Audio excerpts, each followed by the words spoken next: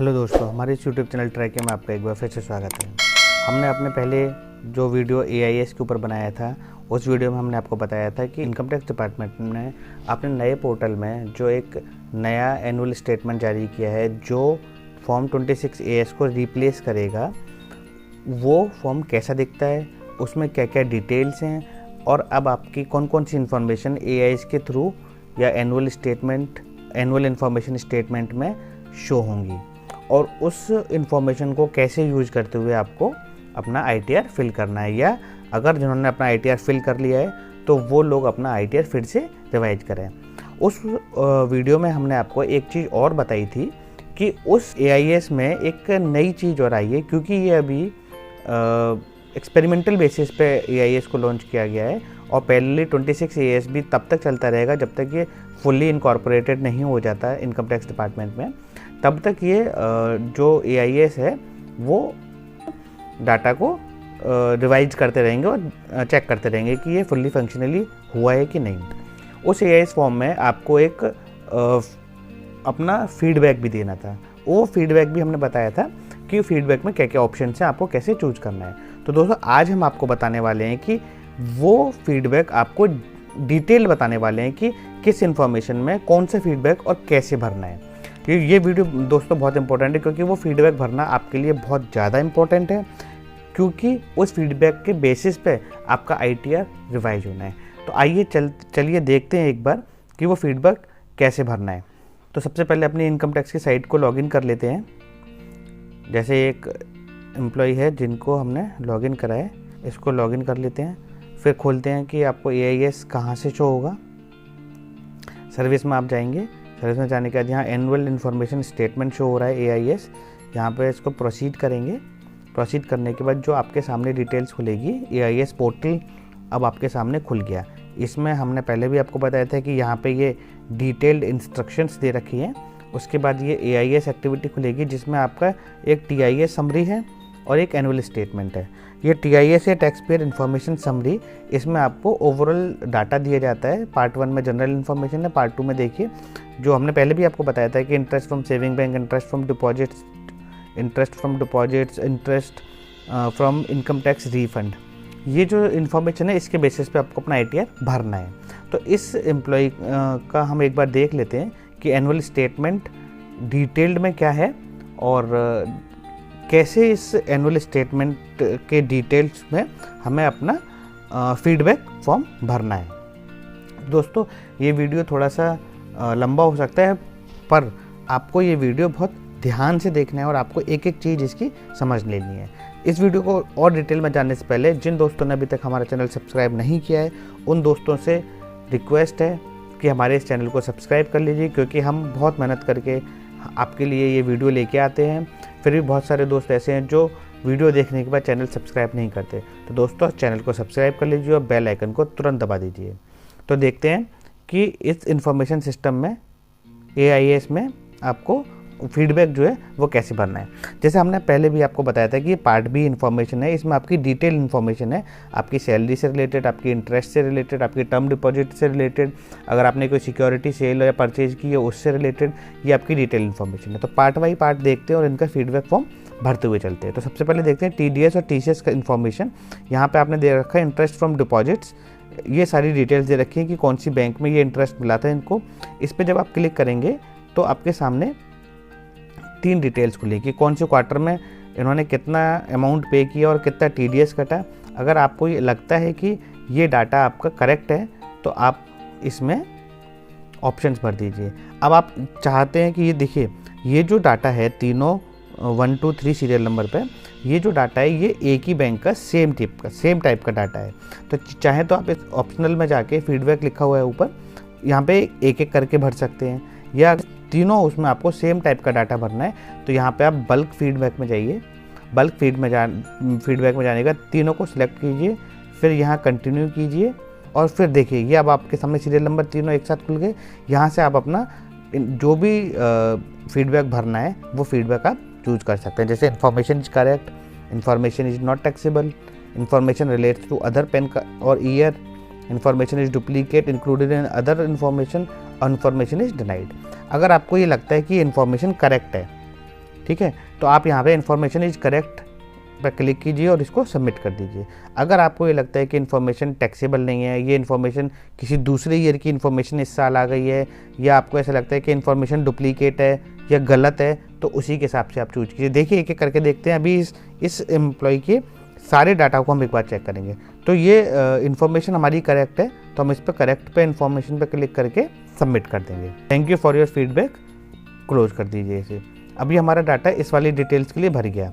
अब हमारे पास दूसरा डाटा है यहाँ पे TDS इन्फॉर्मेशन, ये दूसरी बैंक का डाटा है, ये भी हमारा डिपॉजिट्स के लिए है। तो यहाँ पे भी ऑप्शन में जाके अगर आपको इन्फॉर्मेशन करेक्ट लगती है तो यहाँ पे इस पर करेक्ट क्लिक करिए और इसको सबमिट कर दीजिए। Thank you for feedback. अब ये आपके इन दोनों पार्ट पे आपका फीडबैक फिल हो गया, और जब आपका फीडबैक फिल हो जाएगा तो देखिए यहाँ पे आपका फीडबैक लिखा हुआ आ रहा है, फीडबैक इन्फॉर्मेशन इज करेक्ट। यहाँ पे आप देखेंगे दूसरे वाले में यहाँ पे लिखा आ रहा है फीडबैक इन्फॉर्मेशन इज करेक्ट। अब देखते हैं SFT इन्फॉर्मेशन में। SFT इन्फॉर्मेशन में यहाँ पे देखिए 4 तरह की इन्फॉर्मेशन जो हो रही है। Interest from saving bank, state bank की इन्फॉर्मेशन है। ये इंटरेस्ट फ्रॉम सेविंग बैंक, ये आर्यव्रत बैंक की स्टेटमेंट है। अब इसमें देखते हैं स्टेट बैंक की इन्फॉर्मेशन में इन्होंने क्या डाटा दिया है कि ये जो इंटरेस्ट है हमारी इतने 3439 रुपये की, ये करेक्ट है कि नहीं। तो ये आप अपनी पासबुक से चेक कर लीजिए। अगर आपको ये फील होता है कि ये इन्फॉर्मेशन करेक्ट है तो यहाँ पे information is correct and submit the button. जब आप सबमिट पर क्लिक कर देंगे तो ये थैंक यू फॉर फीडबैक का ऑप्शन आ जाएगा। आज सेम इसमें भी करना है कि आर्यव्रत वाली बैंक में अगर आपको लगता है कि इन्फॉर्मेशन करेक्ट है, आप अपनी सेविंग बैंक या पासबुक में देखिए कि आपको कितनी इंटरेस्ट मिली है। अगर करेक्ट लगती है तो करेक्ट पर क्लिक करके इसको क्लोज कर दीजिए। अब बात आती है आपकी यहाँ पे टर्म डिपॉजिट्स की। ये जो interest from deposits, term deposits बोल लीजिए या FD बोल लीजिए, FD के इंटरेस्ट को आपको चेक करना है। जब आप FD के इंटरेस्ट को चेक करेंगे तो यहाँ देखिए कि आपके FD के अकाउंट नंबर लिखे हुए हैं, ये टर्म डिपॉजिट लिखा हुआ और इंटरेस्ट कितनी क्रेडिट हुई है वो लिखा हुआ है। तो ये डाटा आप अपना चेक कर लीजिए कि आपके अकाउंट में वाकई में इतनी इंटरेस्ट क्रेडिट हुई है कि नहीं। अगर इतनी इंटरेस्ट क्रेडिट नहीं हुई है तो फिर इस डाटा को आप इनकरेक्ट भी शो कर सकते हैं। हम आगे आपको बताएंगे कि कौन सा डाटा आपको इनकरेक्ट शो करना है। तो बल्क फीडबैक पे जाइए, यहाँ से आप सारा सिलेक्ट कीजिए, इसको कंटिन्यू कीजिए। क्योंकि ये इन्फॉर्मेशन हमारी करेक्ट है इसलिए हम इस वाली इन्फॉर्मेशन में भी इसको सबमिट कर देंगे कि करेक्ट इन्फॉर्मेशन है। अब देखिए कि ये जो इन्फॉर्मेशन हमारी टर्म डिपॉजिट वाली, ये हमारी सही इन्फॉर्मेशन थी, हमने इसको सिलेक्ट कर लिया और हमने इसको फीडबैक भर दिया। अब ये इन्फॉर्मेशन आ रही है, एक इन्फॉर्मेशन और आ रही है जिसमें हमारी ये वाली डिपॉजिट्स वाली इन्फॉर्मेशन भी सही है। इसको अपन यहाँ से सबमिट कर देंगे। अब देखिए हमारा दूसरा SFT इन्फॉर्मेशन भी पूरी हो गई, TCS इन्फॉर्मेशन भी हो गई, SFT इन्फॉर्मेशन भी हो गई। उसके बाद पेमेंट ऑफ टैक्सेस, इसमें कोई है ही नहीं कुछ।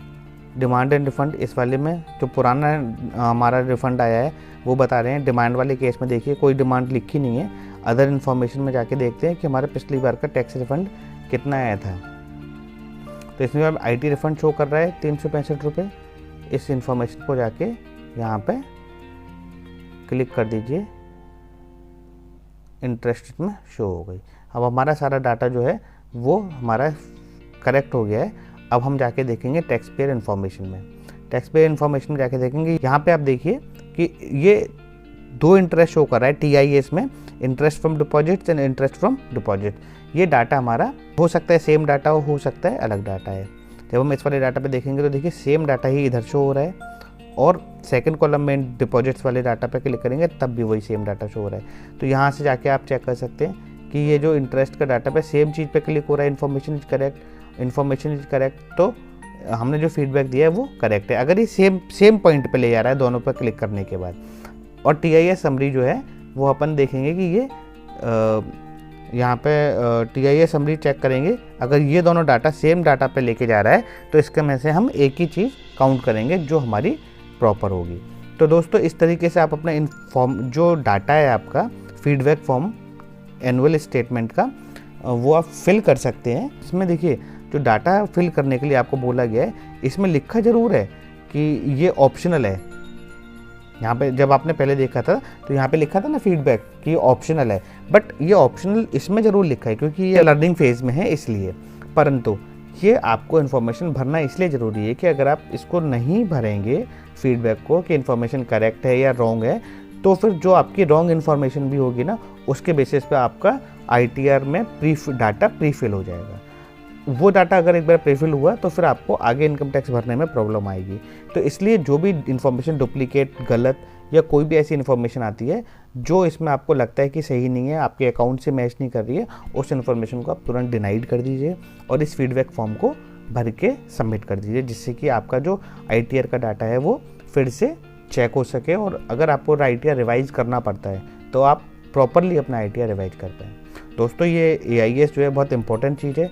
तो जो हमारा पहले वाला वीडियो जिन दोस्तों ने नहीं देखा है वो वीडियो देखें और अपना ITR रिवाइज करें और इस वाला जो फीडबैक है वो ज़रूर भरें। और इसके अलावा अगर हमारे किसी दोस्त को फीडबैक फॉर्म भरने में फिर भी कोई प्रॉब्लम होती है और उसको नहीं समझ में आता है कि किस में क्या चीज़ भरनी है, कौन सी इन्फॉर्मेशन में कौन सा फीडबैक देना है, तो वो डिटेल्स के साथ हमें कमेंट सेक्शन में दे दीजिए।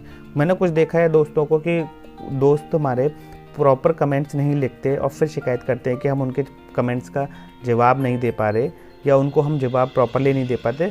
तो उनसे मेरी रिक्वेस्ट है कि प्रॉपर आपका जो क्वेश्चन है ना, वो पर्पज ऑफ क्वेश्चन जो है वो प्रॉपर क्लियर लिखा कीजिए, जिससे कि मैं जवाब देने में आसानी है। तो दोस्तों, अपने मिलते हैं नेक्स्ट वीडियो में। जिन दोस्तों को प्रॉब्लम है वो कमेंट सेक्शन में लिख भेजिए कि आपको ये वीडियो कैसा लगा, और दोस्तों इस वीडियो को लाइक ज़रूर कीजिएगा। धन्यवाद। मिलते हैं अपने नेक्स्ट वीडियो में। Thank you.